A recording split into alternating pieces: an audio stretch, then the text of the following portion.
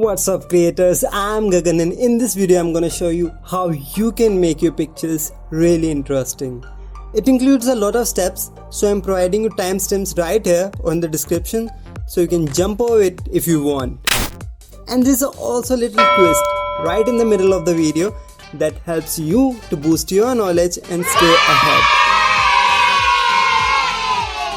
After all, you're my subscribers, and if you aren't, be a one. Is that you, Tommy? Tommy is also saying to subscribe, so subscribe the channel that you don't miss out on any video, and let's get started. Import the image in Photoshop, and to cut out the subject, I am using pen tool. You can use any tool, whatever you want. Make sure path is selected and make a path around the subject.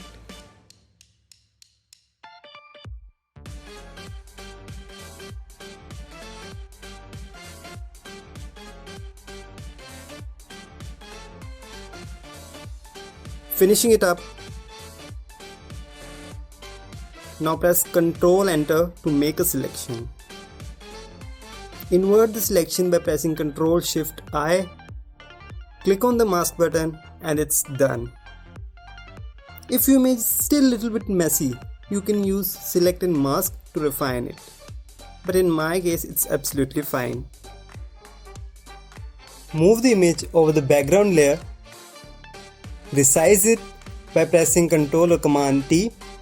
You can also use Shift to resize it proportionally. Let's crop the image. It's quite large. Press C for the crop tool. Make sure that the delete all the crop pixels is checked. Crop it and fit it to screen.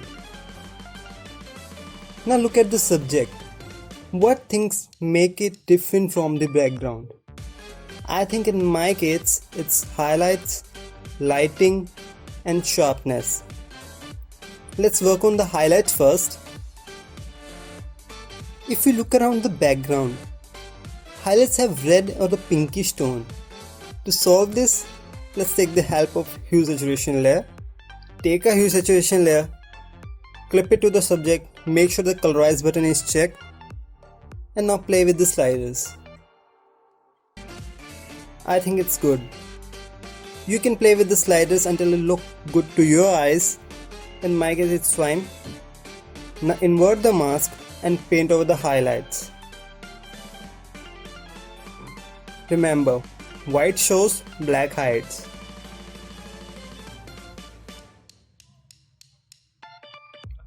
Let's adjust the lighting now. In my case, light is coming from the behind while subject is in front, so it should be darker, right? So let's use curve for this and make white little more darker. I think it's fine. And for those who are waiting for the twist, now it's time for the fun fact. Did you know what's the most common and the widely used technique in VFX? Obviously, green screen and the blue screen. Green screen and the blue screen is used to quickly extract the subject from the background and to place real subject on the unreal environments. But did you know why we use green and the blue, not red, orange and yellow? Let's ask the color wheel. Human tone doesn't contain any blue or the green. And if we look at these colors, they are radically opposite to each other, right? So whenever we cut out the subject, we don't affect any part of this subject. So it's make really easy. Isn't that interesting? Let's move to image again. You can also use the photo filter. Select the color and increase its density. It's really worked well. Let's move to the sharpness. If I zoom in, edges are quite harsh. We can fix it easily with the help of blur tool. But before doing that, let's make our image interesting. Select the background layer, convert it to smart object so that we can adjust values later if we want. Move to the filter, blur, radial blur. Now select either zoom or sprint blur. I am using zoom blur to give it a motion like feel. Adjust the value according to your images. For me 15 to 20 works well. Let's go with the 20. Click yes and let's wait. It's look amazing. Now blur the edges. Make sure sample all layers is checked. And paint over the edges. You can also adjust the strength.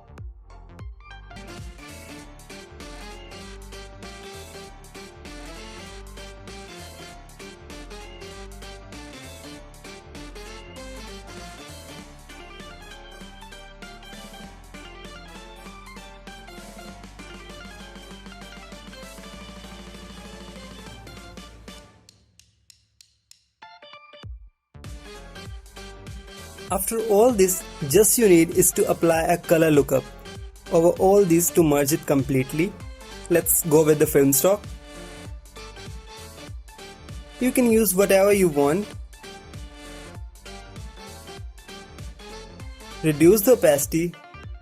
I think 45 is good. Let's go with it. And at the end, you can also apply the camera raw, but it's absolutely not necessary. But I loved it, so I use it all the time. It's your personal preference.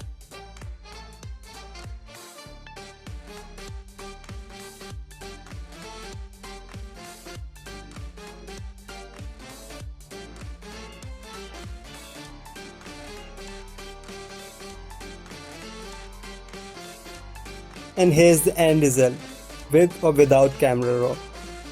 Both looks good, but it's really up to you how you want it.